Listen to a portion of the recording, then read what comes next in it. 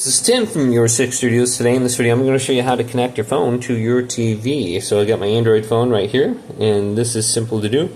Most of the time with your phone, all you have to do is swipe on down from top right, and there should be an option under here for screen mirroring, casting, or something like that. So you can see I have cast right here. I can just tap this, and my Google TV listed on here. If you have a Fire Stick, you could try holding down the home button, go to screen mirroring on there, but most of the time you should be able to find your TV on here. Most important thing is you need to be connected to the same Wi-Fi. So if you have 2.4 gigahertz or 5G right here, make sure you're on the same one your TV is connected to, otherwise they won't find each other. So if you have two different Wi-Fi signals, make sure you're connected to the same one on your home local network, otherwise it's not going to find each other.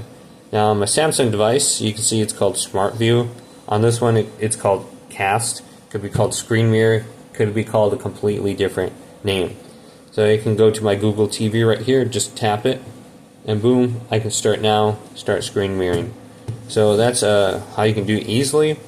Now another way that you can do this is if you go to search right here under the Google Play Store, just type in Google Home.